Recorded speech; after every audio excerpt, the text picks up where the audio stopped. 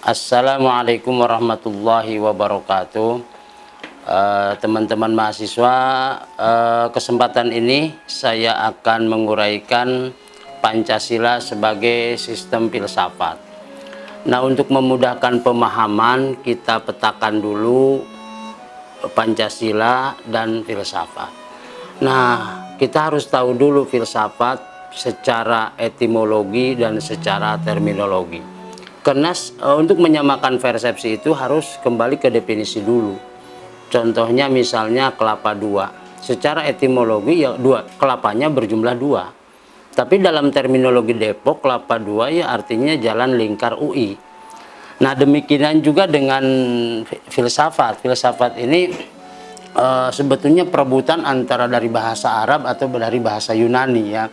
Maka para tokoh ada yang komen nih bahasa Yunani, ada yang komen bahasa Arab. Tapi biasanya dalam dunia filsafat Islam disebut falasifah. Kalau bahasa Qur'annya kata Amsal Bakhtiar itu hikmah. Jadi siapa yang diberikan hikmah, maka diberikan kebaikan yang banyak. Jadi artinya kebaikan yang terdalam. Kalau bahasa surah Al-Kautsar artinya kebaikan yang tak terhingga ya. Jadi kemudian dalam Harun Nasution, biasa yang buku-buku Harun Nasution tentang filsafat adalah berfilsafat itu berpikir secara mendalam. Jadi bukan cuma sekedar dia puas melihat yang ada. Maka dalam filsafat itu ada istilah wujud nyata dan ada wujud potensial. Misalnya budi, wujud nyatanya terukur berapa meter tingginya, beratnya berapa kilo, itu wujud nyata. Tapi wujud potensialnya, artinya aset intangible yang ada di dalam dirinya itu tak terhingga, ya. Jadi karena orang filsafat selain melihat wujud nyata juga wujud yang tidak nyata.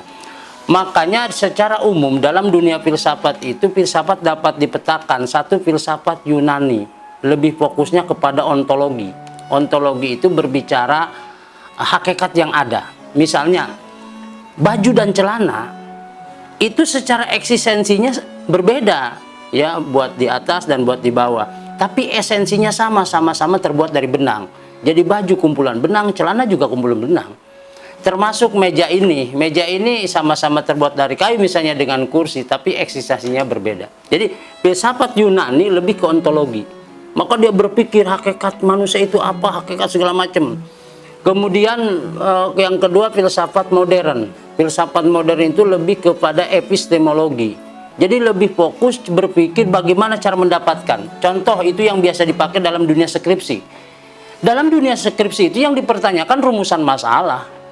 Jadi yang ditanyakan itu cara mendapatkannya. Kalau A kemudian hasilnya B, itu hasil. Tapi bagaimana cara menghasilkan B? Nah, itu namanya filsafat modern.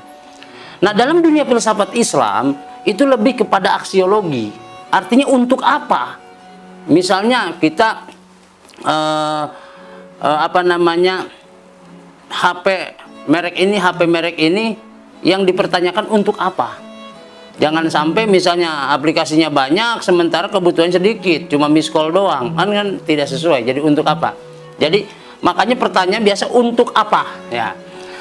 Nah, itulah filsafat secara umum ya, secara umum.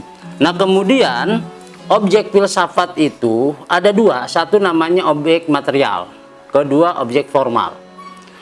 Dalam dunia misalnya sosial ini objek material. Nah, objek formalnya adalah sosiologi. Sosiologi itu kan ilmunya ya. Nah, materialnya adalah sosial.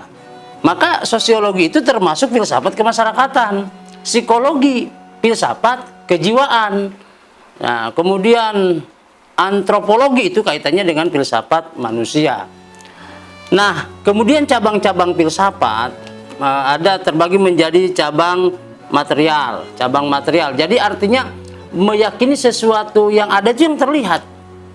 Misalnya begini, motor yang ada hanyalah mesin, suara mesin itu nggak ada, sebab nggak bisa dilihat gitu.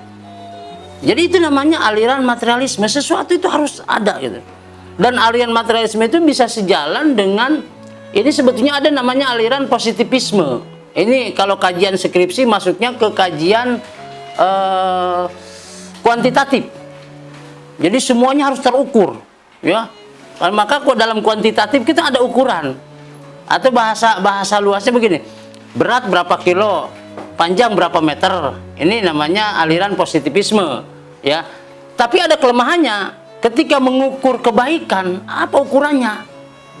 Nah, atau mengukur cinta seberapa dalam, kan sulit. Nah, itu positivisme. Nah, di sini yang biasa dipakai ini di silabus itu materialisme, artinya satu aliran bahwa yang ada itu yang kelihatan, yang tidak kelihatan tidak ada. Yang ada hanyalah mesin, suara mesin itu nggak ada. Kemudian idealisme. Aliran idealisme ini sebetulnya lebih ke filsafat Yunani. Ini pelopornya Plato. Bahwa kata Plato, hakikat yang ada adalah di alam ide. Di sini di ide. Jadi ini adalah hasil fotokopi. Jadi duluan gambar meja di otak tukang daripada meja. Itu aliran idealisme.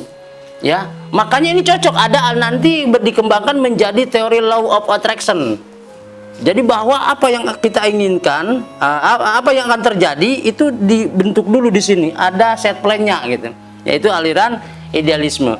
Kemudian aliran realisme. Jadi kalau tidak ada realitanya, yang benar itu yang ada gitu. Yang ada realitanya, yang tidak ada tidak ada.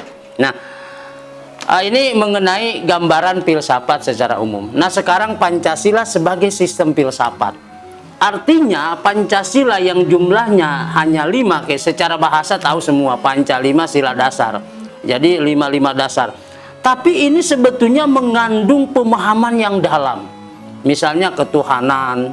Ini kan ketika kita berbicara ketuhanan, berbicara manusia. Sebab manusia manapun, agama apapun, pasti meyakini ada super power di balik dirinya.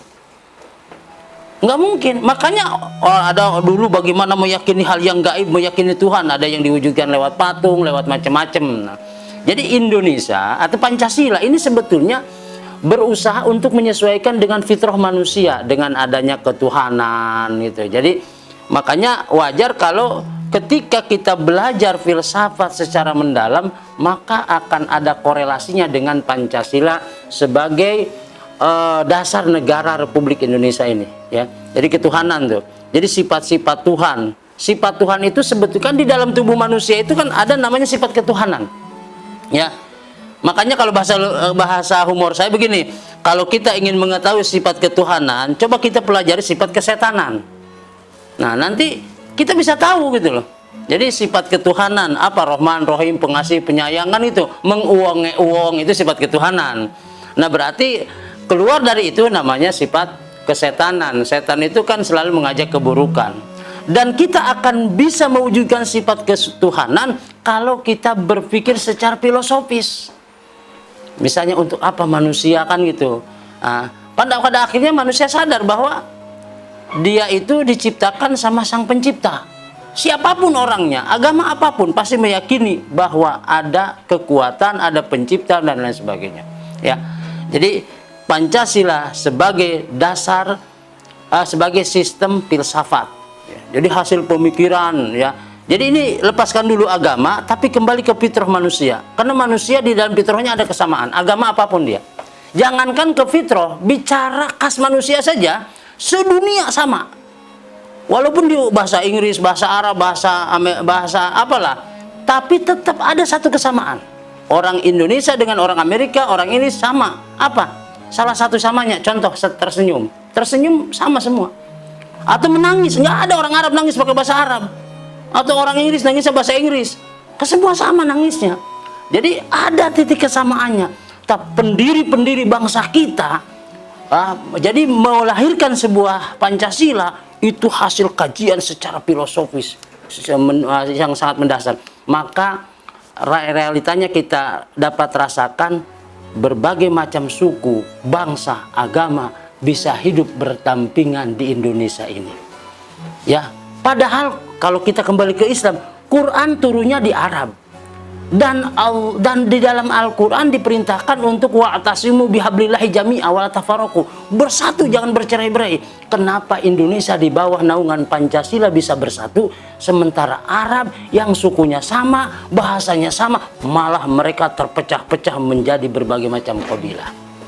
Nah, Jadi inilah kita bersyukur ya di orang-orang tua kita ya secara musyawarah berpikir secara mendalam sehingga melahirkan sebuah dasar negara yaitu Pancasila. Akhir kalam, wassalamualaikum warahmatullahi wabarakatuh.